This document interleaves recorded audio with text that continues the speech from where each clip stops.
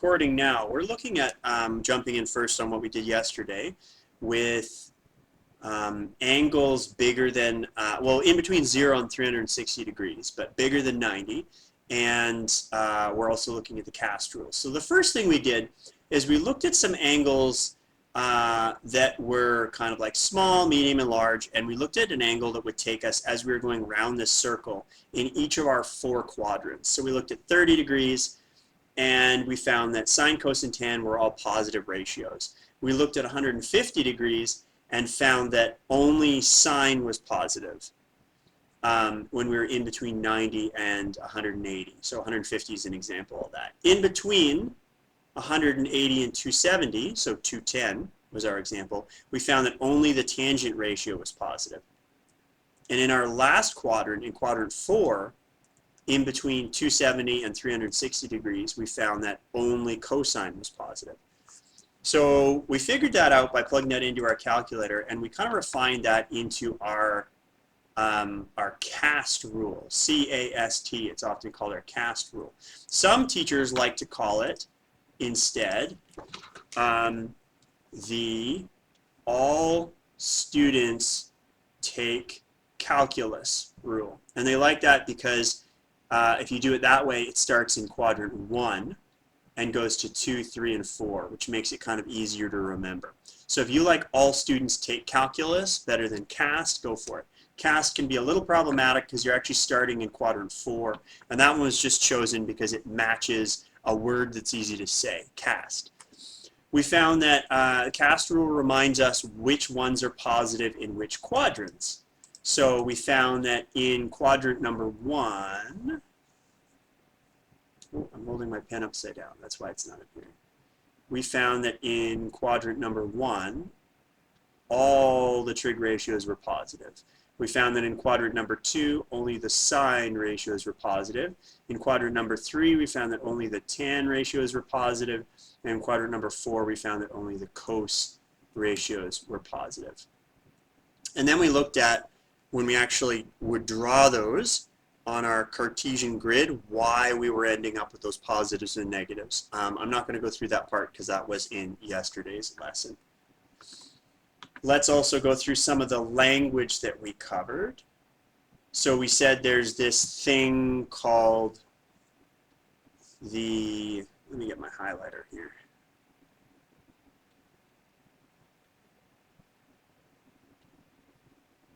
There's this thing called the initial arm. That's where we start when we're going around a circle to look at angles. There's this thing called the terminal arm. That's where we end up. And the angle in between those two is usually labeled as theta. That's the circle with the line through it. And we call that our principal angle. And that can be anywhere between 0 and 360 degrees. Really, it could be a negative angle, but we're usually going to stick with between 0 and 360 because we know we could just keep going round and round and round and round and round that circle and keep getting more and more and more options. So we got to limit ourselves between 0 and 360, just so we don't have infinite answers. We also have this related acute angle over here. We usually label that with beta. The related acute angle is the angle in between the x-axis and the terminal arm. In between the x-axis and the terminal arm. So it'll always be an acute angle, and we would draw a line, a dotted line,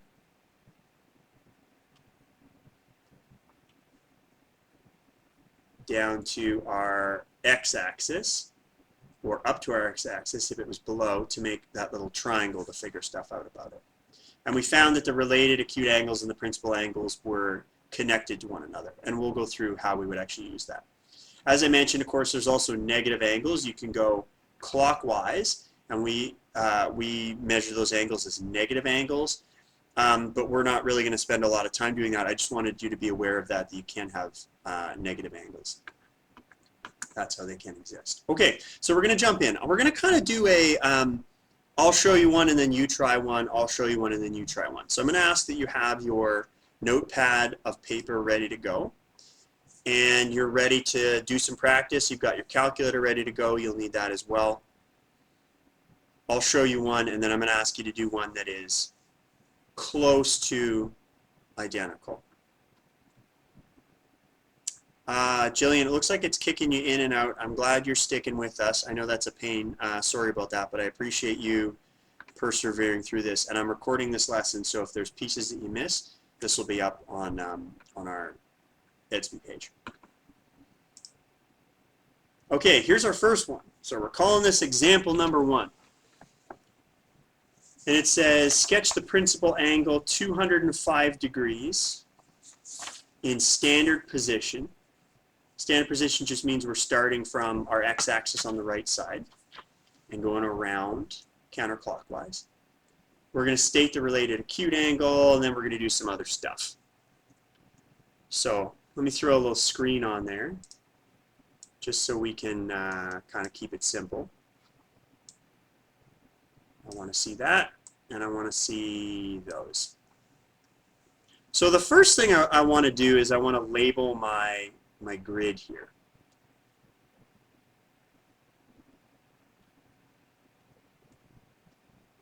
So I'm going to say, all right, this is my x-axis, of course. This is going to be 0 degrees where we start, or if we go all the way around, we're going to end up at 360. If we make it all the way up to this y-axis here, that's going to be a 90-degree turn. If we head all the way over here, that's going to be 180 degrees. We make it back to the x-axis.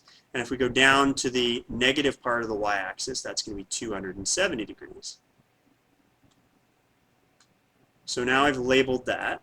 I can put in my 205. So it's more than 90, it's more than 180. It's somewhere in this quadrant 3, right? We've got our quadrant 4, quadrant 3, quadrant 1, and quadrant 2. So 1, 2, 3, 4. So we're in quadrant 3 somewhere.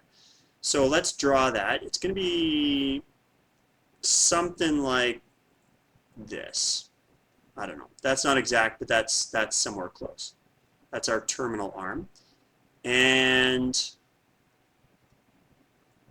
we've come from our origin point all the way over here. Okay, so that's our 205 degrees from initial arm to our terminal arm. So let's put that on there. 205 degrees.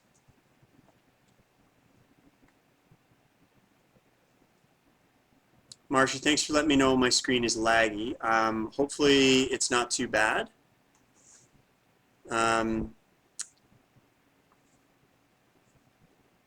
If you're finding it very laggy, Marcia, you may want to try turning off your video. Just see if that helps. I don't know if it will, but give it a shot. It's better now? Great. Okay. All right.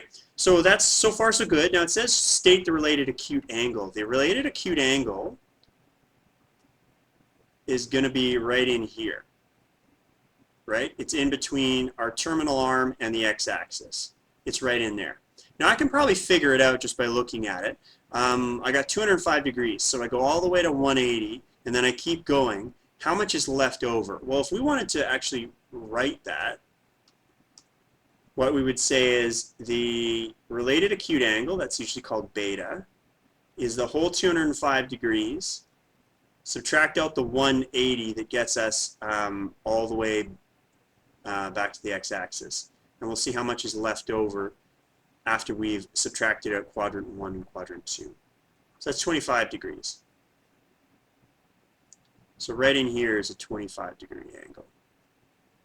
So I'll finish off that triangle there by drawing a line to the x-axis. So we got a 25-degree angle. That's our related acute angle. That's going to give us a very similar answer. So if you plug in 205, cos of 205, sine of 205, tan of 205 in your calculator, you're going to get a very similar answer to sine, cos, or tan of 25. In fact, you'll get the exact same answer, although the sign, positive or negative, might be different. So our related acute angle is 25 degrees. So each trig ratio below, sine, cos, and tan of 205, will each of them be positive or negative? To figure this out, we need to look at those quadrants, and we're going to need to use our good old CAST rule, or our all students take calculus.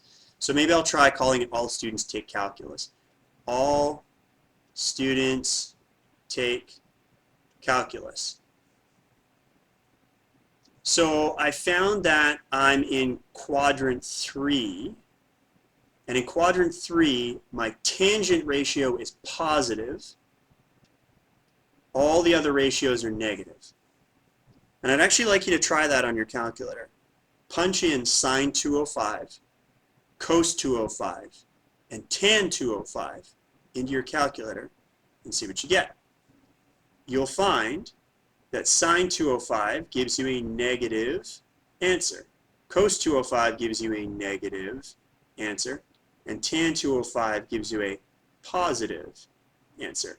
Now I've used a negative sign and then a VE, or a positive sign and then a VE to be negative or positive. So I hope that's clear. So sine and cos in quadrant 3 are both going to be negative. Tan is positive because it's in quadrant 3 and that's a T. Tan, only tan ratios are positive there. And I can test that again in my calculator. But I know it's true because of the CAST rule, or the all students take calculus rule. Next one, last one on this page, is we're going to state an equivalent ratio to each below. We're going to state an equivalent ratio to each below. So to state an equivalent ratio, I'm going to use my related acute angle. So I'm going to use sine of 25. I'm going to use cos of 25, and I'm going to use tan of 25. But that's not quite right, because if I plug sine of 25 into my calculator, I get a positive answer. If I plug sine of 205 into my calculator, I get a negative answer. So sine of 25 is actually the negative of sine of 205. They're the opposite sign. Cos of 205 is actually the negative of cos 25 degrees. And tan 205 is actually equal to tan 25, because tan 205 is positive, because it's in quadrant number 3. And you can test those on your calculator. You could go sine 205, what do I get? Sine 25, what do I get? They're the same value, except the sign will be different. Sine 205 is a negative value, sine 25 is a positive value. So I need to put a negative in front of my sine 25 to make those equal to one another. Same for cos. The values will be the same, but the signs will be different. For tangent, tangent is positive in that quadrant. So if you plug tan 205 and you plug tan 25 in your calculator, you'll get the same answer. Those are equivalent.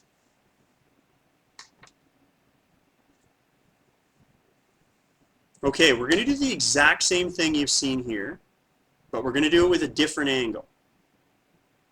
And I'd like you to just try it. So I'd like you to do exactly what I did here. As questions come up as you're doing it, I want you to feel free to either put up a hand and ask them, or type your questions into the chat. Here we go, on to our next page. I'm going to show you the whole page.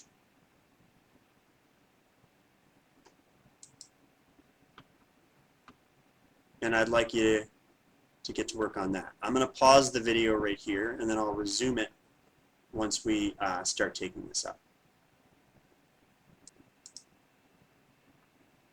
Okay, folks, we're recording again. I've put the solutions to this one on here now. So that was the chance to check your understanding.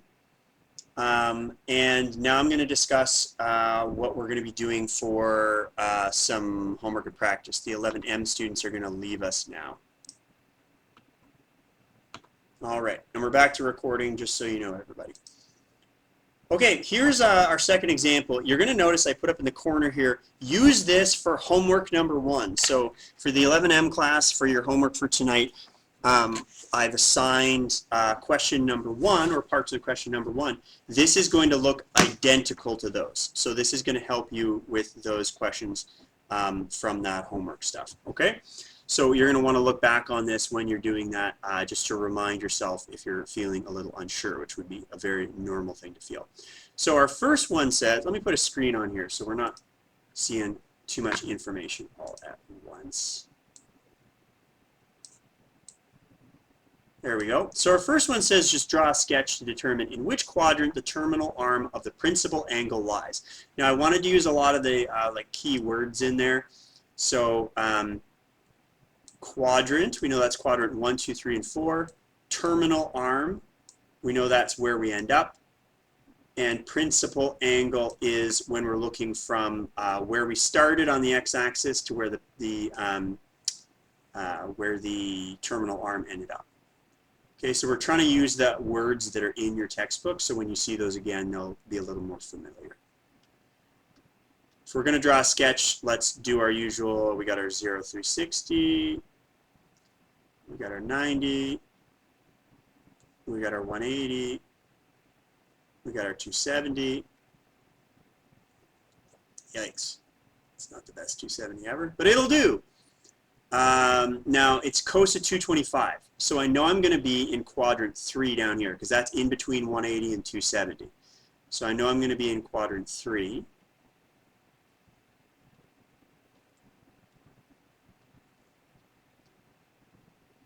And so let's sketch that in there.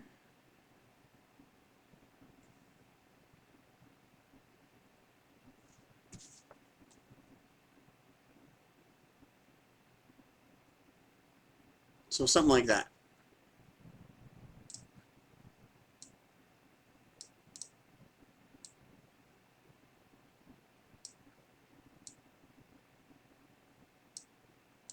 That looks about right.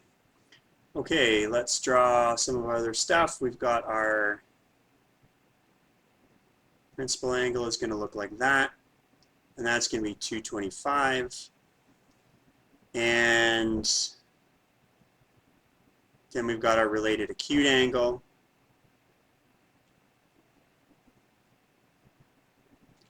So we're not there yet. For this one, we just need to draw a sketch and determine in which quadrant the terminal arm of the principal angle lies. So that's going to be in quadrant 3.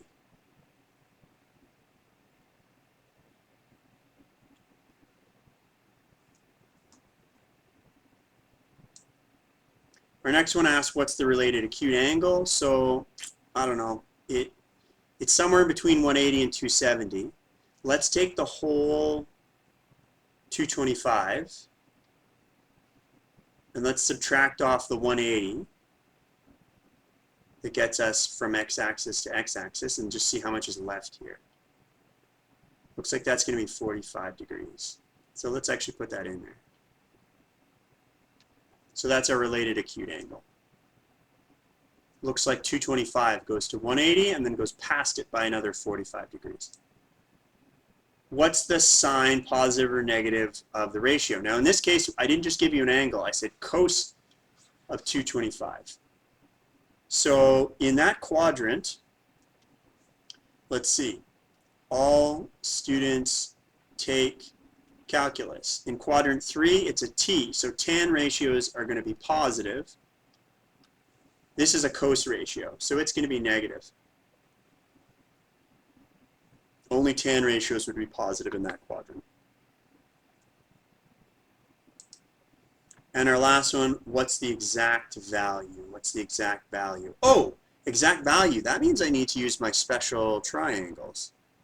So I'm glad we reviewed those today. I see that this is a 45-degree angle triangle. So if I draw this like this, right? That's my 45. Here's another 45. That's my 90. And I know I can do this as a 1, 1 root 2. So I'm going to use that special triangle because I've got a 45-degree angle in here. So I can actually get the exact value. Let's move that over.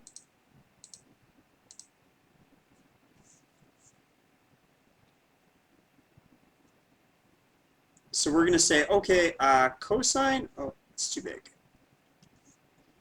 Cosine of 225, let's write that as an acute angle. So that's going to be equal to the cosine of 45, right? That's it's equivalent to that. But we know it's negative, right? Because it's cosine, and in that quadrant it's negative. So cos of 225 we could actually write as the negative of cos of 45.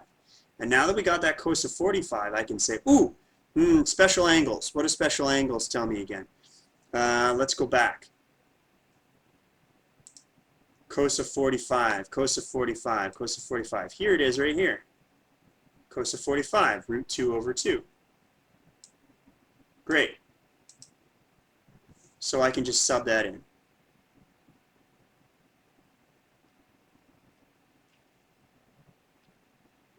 So that's just going to equal the negative of root 2 over 2.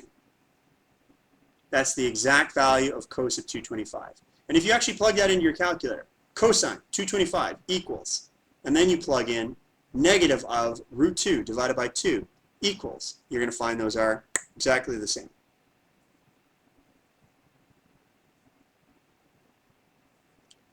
Sam, you're asking about picture day. Picture day in the school I'm in Superior CVI has already happened. For students working remotely, I don't know. I haven't heard anything about that, but I will inquire and see if I can find out. Keep my ear to the ground. Great question. Thank you. Okay, so I'm going to ask you to try one that is essentially identical to this.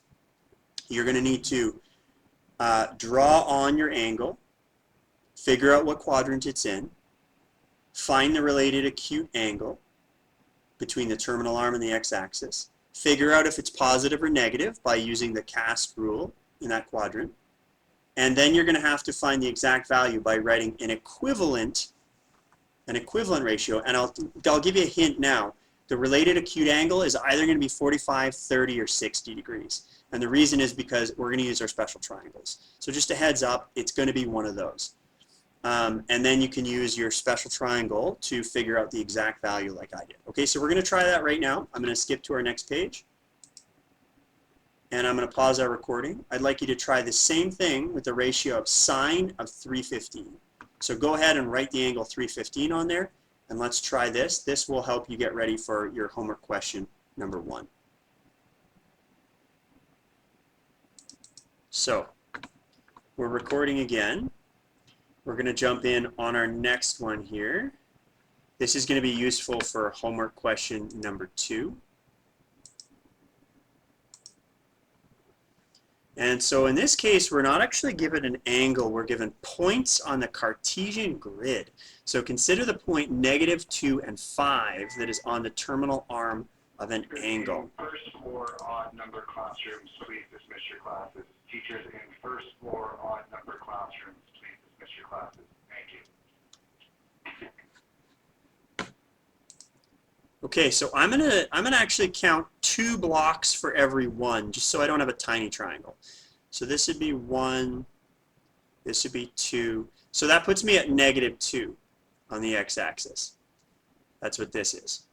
And 5 would put me up 1, 2, 3, 4, 5, all the way up here. So if I draw -2, 5 on my Cartesian grid, that's right up there. And so that's going to be my terminal arm right there. Okay, so we're doing it with a grid now, like we would with graphing. So that's our angle.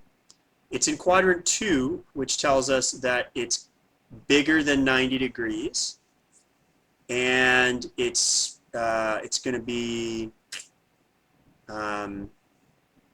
if we say all students take calculus, we know that sine ratios in there is going to be positive, but the others will be negative.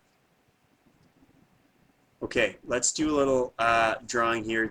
Let's actually make our acute triangle. So this side of the triangle is going to be -2, this side of the triangle is going to be 5, and this side we're calling R. R is our terminal arm. So we've done our sketch. Determining R, we can just use Pythagorean theorem, right? This is a right angle triangle. So let's use Pythagorean theorem. So we'll say hypotenuse squared is the other 2 sides squared. So I'm going to say my hypotenuse, I'll take the square root of the other sides. I've got -2 is one of my sides, and I'll square that. And I've got 5 is one of my sides, and I'll square that. So -2 squared is 4, because negative times a negative is a positive. 5 squared is 25. So 25 plus 4 is 29. So I use Pythagorean theorem to find my R. It's going to be 29. In second floor odd number classrooms, please dismiss your classes. Teachers in second floor odd number classrooms, please dismiss your classes. Thank you. Okay, and then it says state all primary ratios for this angle. So primary ratios are sine, cosine, tan. So I don't actually know the angle, so I'm actually going to be saying sine of some angle, cos of some angle, and tan of some angle, that angle that we drew, but I don't actually know what the angle is. I got to write those as ratios. So sine is opposite over hypotenuse. So the opposite is 5. If we're looking in our triangle here, we're going to need that related acute angle. We're going to use that. Opposite is 5. Hypotenuse is r, which is root of 29. So this one's going to be 5 over square root of 29. And I know it's going to be positive because it's in the quadrant 2, and sine ratios are positive there. My next one, cosine, I know it's going to be negative because cos ratios are negative there. And that actually makes sense because cos ratio is adjacent over hypotenuse. The adjacent side is negative 2. So it's going to be negative 2 over my hypotenuse, which is root 29. In first floor even number classrooms, please dismiss your classes. Teachers in first floor even number classrooms, please dismiss your classes. Thank you.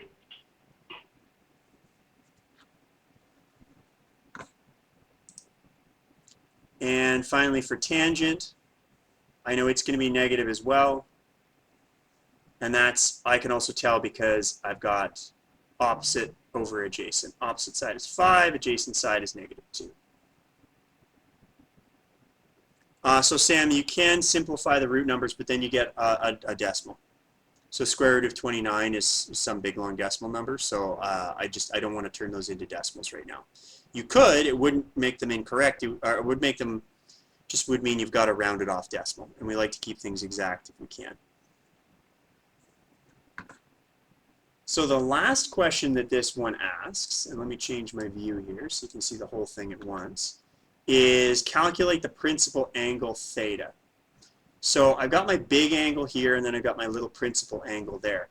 If I didn't worry about the negatives, and I just did the inverse sine, inverse cosine, inverse tan for these ratios, and I didn't worry about the negatives, I would find my related acute angle. My calculator wouldn't know which one to spit out, and it would spit out my acute angle. So calculators actually default to spitting out the acute angle unless you make it really specific so that they can't. So I'll give you an example. If you do, let me change my color of pen here. If you say, teachers in second floor even number classrooms, please dismiss your classes. Teachers in second floor even number classrooms, please dismiss your classes. Thank you.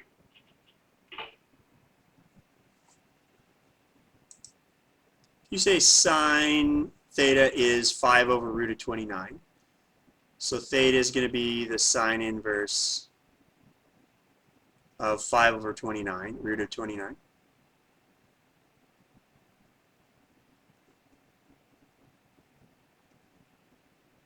And if you actually work that out, you end up getting an angle of 68 degrees. Now the problem is that's actually the acute angle. Our calculator doesn't know we're looking for the principal angle, and so it's not going to spit out this larger principal angle, which is, we know, more than 90 degrees.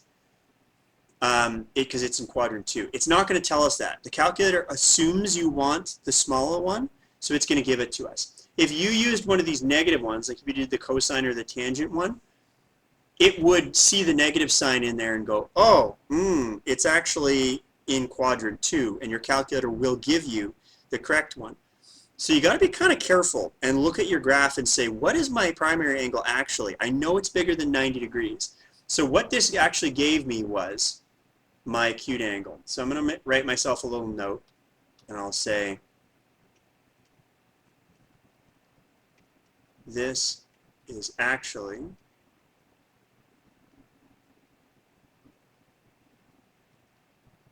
the acute angle.